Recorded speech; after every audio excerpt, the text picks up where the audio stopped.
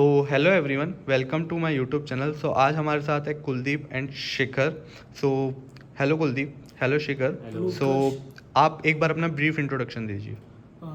Hello everyone, I am Kuldeep Patil. Currently I am pursuing my Masters in Pharmacy Practice in Naipur Mohali. Okay Hello everyone, I am Shikhar Mishra. Currently, I am pursuing Masters in Pharmacy Practice from Naipur Mohali. Okay. So Kuldeep and Shikhar, आप aware होंगे जैसा कि GPAT 7 मार्च को होने वाला है। Yes. एनबीएमएस ने इस बार प्रीपोन्ड कर दिया है जीपैट का पेपर। सो ये पॉडकास्ट इसलिए किया जा रहा है कि आप अपनी स्ट्रेटेजी शेयर कर सके, जिससे जो भी एस्पिरेंट्स प्रिपरेशन कर रहे हैं उनकी हेल्प हो सके। मतलब आपका क्या टेक है, 2 महीने की स्ट्रेटेजी क्या रहनी चाहिए? सो कुलदीप, फर्स्ट यू। अगर मेरे पास 2 महीने होते, लास्ट टाइम मैंने भी लेट ही प्रिपरेशन स्टार्ट किया था, क्योंकि मैंने गेट पे ज़्यादा फोकस किया था एक्चुअली पहले। ओके फिर गेट के बाद जीपेट पे आया था मैं। तो Okay. मैंने लास्ट में 2-3 महीने ही ज़्यादा पढ़ाई की थी। उसके पहले मतलब मेरा बेसिक्स क्लियर था, लेकिन ज़्यादा Okay. कुछ एडवांस में गया नहीं था मैं। और मैंने मिड केम और कोग्निसी तो स्किप ही कर दिया था पूरा, क्योंकि मेरे पास टाइम ही बहुत कम था। तो मैं ज़्यादा से ज़्यादा रिवीजन पे फोकस करता था। जो टॉपिक पढ़ा उस पर बार बार रिवाइज करता था। एक मेरी ऐसी स्ट्रेटेजी रहती थी कि हफ्ते में पूरा सिलेबस एक बार रिवाइज हो जाना चाहिए। अगर मैं मंडे को बैठा तो मंडे को पूरा कोलॉजी कर लूँगा, ट्यूसडे को सुटिक्स, वेनेसडे को पूरा जो अपना फार्माटेक और अपना जो माइनर सब्जेक्ट से हो कर लूँगा। और ऐसे पूरा वीक का मेरा शेड्यूल रहता था। ऐसे मैं पढ़ाई करता था, क्योंकि मैं ज़्यादा से ज़्यादा रिवीजन पे ही फोकस करता था। क्योंकि अगर आप सिर्फ पढ़ते ही जा रहे हो, न्यू टॉपिक रिवाइज नहीं कर रहे हो, तो उस पर कोई मतलब नहीं हो सकता। Right. आप चीज़ें भूलते जाओगे। इसलिए मैं आपको ऐसे सजेस्ट करूँगा कि आप ज़्यादा से ज़्यादा रिवीजन करो और रिवीजन पे फोकस करो। और MCQ practice is must for you. Okay अगर आप प्रैक्टिस नहीं करोगे तो भी चीज़ें भूलते जाओगे। इसलिए मैं बोल रहा हूँ कि रिवीजन और MCQ practice, this will be the best for you in last 2 month. Okay. तो आपने भी मतलब कह सकते हैं कि लास्ट के 2-3 मंथ्स में ही अपनी हाँ, प्रिपरेशन करी थी गेट। क्योंकि मेरा गेट पे ज़्यादा फोकस Okay. था और जीपैट पे कम फोकस किया था मैंने। लाइक अब भी आपकी एडवाइस क्या रहेगी? अब मेरे हिसाब से अब गेट पे ज़्यादा फोकस नहीं रहना चाहिए, क्योंकि फरवरी में तो एग्ज़ाम ही है गेट का। आपको मतलब ऐसा माइंडसेट अभी बना लेना चाहिए, क्योंकि आपको आईआईटी जाना है और नाइपर। अगर आपको स्पेशली नाइपर के लिए पढ़ रहे हो तो आपको जीपैट और नाइपर पे ही फोकस करना चाहिए। क्योंकि Right. वो मैंने जो गलती की वो आप नहीं करना है, आपको नहीं करना है वो गलती। क्योंकि मैंने गेट पे ज़्यादा फोकस कर दिया और अनफॉर्चुनेटली मेरे मतलब इतने भी अच्छे मार्क्स नहीं आए, क्योंकि मैं आईआईटी बॉम्बे में एडमिशन मिल जाता। ओके हाँ, इसलिए तो मैंने as compare to the other IITs मैंने नाइपर के लिए प्रेफरेंस दी। प्रेफरेंस दी। ओके। सो आपका गोल क्लियर होना हाँ, चाहिए, yes, to be goal point. Clear होना चाहिए। सो शिखर, आपका क्या टेक है इस पे? मतलब 2 महीने की क्या स्ट्रेटेजी रहनी चाहिए लास्ट में? तो जैसा जिस लास्ट ईयर जब हमने एग्जाम दिया था, तो हमारा exam maybe last year मई में हुआ था। हाँ, मई के Right. आसपास हुआ था। और इस टाइम जीपैट का एग्जाम मार्च थोड़ा सा में। जल्दी हो रहा है स्लाइडली, मतलब लास्ट ईयर से काफ़ी पहले हो रहा है। 2 महीने का टाइम Right. कम मिल रहा है। तो हम लोगों के पास टाइम तो थोड़ा ज़्यादा ही था, लेकिन इस बार मतलब जो हमारे जूनियर्स आएंगे उनके लिए टाइम कम है। और अभी अचानक से जीपैट का आया नोटिफिकेशन, Right. अभी 10 दिन पहले या 15 दिन पहले। राइट।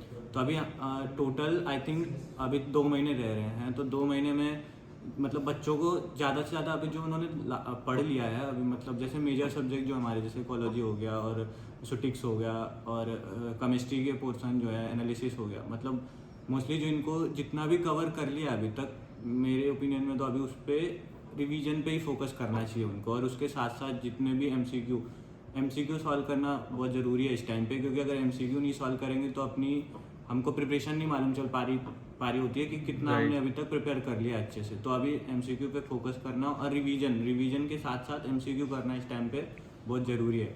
उसके साथ साथ जो माइनर सब्जेक्ट हमारे बचते हैं, अभी माइनर सब्जेक्ट को हम इस टाइम पे थोड़ा रोक सकते हैं, मतलब हमारा फोकस अभी मेजर सब्जेक्ट ही होने चाहिए और माइनर को हम लास्ट में 1 मंथ में हम बहुत अच्छे से कवर कर सकते हैं। लेकिन अभी हमको कोलॉजी, सुटिक्स और एनालिसिस और केमिस्ट्री, राइट। इन सारे सब्जेक्ट पे ज़्यादा फोकस करना है एमसीक्यू के साथ साथ। और मतलब जितने ज़्यादा एमसीक्यू हम सॉल्व कर सकते हैं, उतने ज़्यादा एमसीक्यू सॉल्व करने की कोशिश करनी चाहिए। उससे हमको हमारी प्रिपरेशन मतलब कैसी जा रही है वो हमको पता चलता है।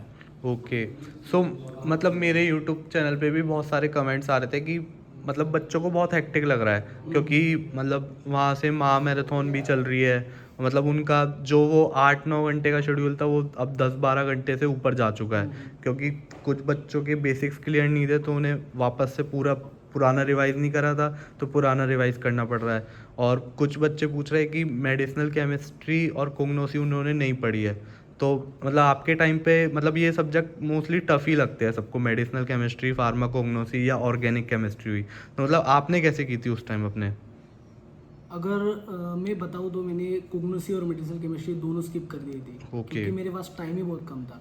मैंने सिर्फ जो मेजर सब्जेक्ट है उनको ज़्यादा फोकस दिया था, क्योंकि अगर आपके पास टाइम कम हो और आपको एक एग्ज़ाम निकालनी है तो आपका मेन फोकस ऐसा होना चाहिए कि आप जो मैक्सिमम टॉपिक्स एग्जाम में आ रहे हैं उन पे ज़्यादा फोकस फोकस करना होना चाहिए। चाहिए। जैसे कि सुटिक्स, कोलॉजी, और उन पे अगर आप ज़्यादा रिवाइज करोगे उनको तो आपको उतनी ज़्यादा क्लैरिटी मिलती जाएगी और आपके चांसेस जो क्वालिफिकेशन के वो बढ़ जाएंगे। इसलिए मैं आपको ये सजेशन दूंगा कि जो रह रहा है वो रहने दो, जो इम्पोर्टेंट है वही पढ़ो। अब लास्ट 2 मंथ है उसमें तो आप ज़्यादा कुछ पढ़ नहीं सकते। अगर आपने पहले से पढ़ा होगा तो वो अच्छी बात है, लेकिन अब 2 मंथ में जो इम्पोर्टेंट है वही पढ़ना है। ज़्यादा कुछ किसी का नहीं सुनना, जो मतलब आपको लगता है कि एग्ज़ाम में आ सकते हैं, और previous year question paper analyse करो, क्योंकि कौन से क्वेश्चन ज़्यादा आ रहे हैं एग्ज़ाम में और कौन किस पे हमें ज़्यादा फोकस करना है, तो उससे आपको एक क्लैरिटी मिलेगी कि हमें क्या पढ़ना है और क्या छोड़ना है। ओके, सो शिखर, मेरा क्वेश्चन आपसे ये है कि लाइक ये वो वाला टाइम है जब आपको फुल मॉक टेस्ट, जो फुल लेंथ मॉक टेस्ट होते हैं वो देना शुरू कर देना चाहिए, लेकिन कुछ बच्चे बोल रहे हैं कि मेरा रिवीजन अभी कंप्लीट नहीं हुआ है, मैं कहाँ से वो 125 क्वेश्चन लगाऊं, तो आपके हिसाब से क्या करना चाहिए उन्हें पहले? मतलब अगर क्वेश्चन अभी सिलेबस पूरा कंप्लीट कभी हो नहीं सकता, क्योंकि नहीं हो इतना सकता। पॉसिबल नहीं हमारे पास कि, क्योंकि जीपैट का सिलेबस बहुत वास्ट है, वो हम कर नहीं सकते Right. उतना कवर। तो हमको जितना भी सिलेबस हुआ है हमको एमसीक्यू तो देना ही देना है। मतलब अगर हमको उसमें से 125 में अगर 80 क्वेश्चन भी बन पा रहे तब भी हमको टेंशन नहीं लेनी, क्योंकि क्वेश्चन हमको पास करने के लिए 60 क्वेश्चन इनफ है पास करने के लिए जीपैट को। तो हमसे अगर मतलब 80 क्वेश्चन भी बन रहे हैं तो इनफ है हमको, मतलब पर फिर भी हमको फुल सिलेबस का एमसीक्यू अभी देना ही देना है। कितना भी सिलेबस कवर हुआ हो, कुछ भी हुआ हो, हमको एमसीक्यू देना है। बस इस पे फोकस। मोस्टली बच्चों की माइंडसेट ये रहता है कि मैं पहले सिलेबस कवर करूंगा उसके बाद फुल मॉक टेस्ट दूंगा। ये गलती किसी को नहीं करना है। अभी से स्टार्ट कर दो फुल मॉक टेस्ट देना, क्योंकि आपको उससे क्लैरिटी मिलेगी कि एग्जाम कैसा होने वाला है आपको। तो अभी से स्टार्ट करना है। 125 क्वेश्चन आपको मतलब सॉल्व ही करने हैं, मतलब क्वेश्चन पेपर अटेम्प्ट ही करने हैं। आपको उसमें से 50 आए 60 आए, लेकिन आपको फुल क्वेश्चन पेपर अटेम्प्ट ही करना है। ओके। और वो कोग्नोसी और मेडिकेम का रहा ना, तो कोग्नोसी में हमको कुछ टॉपिक हैं जो बहुत ईजी है, जैसे एल्कलॉइड और ग्लाइकोसाइड, और हमको पता है इनसे क्वेश्चन आने ही आने। तो हम चाहें तो अगर हम चाहें तो एक रैपिड रिवीजन इनका एक बार मतलब ऊपर से हम इनको एक बार सरफेसली पढ़ सकते हैं, क्योंकि इनको छोड़ने से। और एमसीक्यू जो फार्माकोग्नोसी के आते हैं वो स्लाइटली बाकी सब्जेक्ट से बहुत ईजी होते हैं, लेकिन हमारे माइंड में क्या होता है कि वो बहुत टफ होते हैं। तो हमारे पास अगर अभी इतना टाइम है, मतलब हम अगर चाहें तो एल्कलॉइड, ग्लाइकोसाइड ऐसे टॉपिक 2-3 दिन में कवर कर सकते हैं। और मेडिकेम के लिए हम बेसिक रिंग्स, कौन से कंपाउंड की कौन सी बेसिक रिंग प्रेजेंट होती है वो देख सकते हैं। इतना हम कर सकते हैं। बाकी all the best. So thank you Kuldeep and Shikhar for sharing your insights.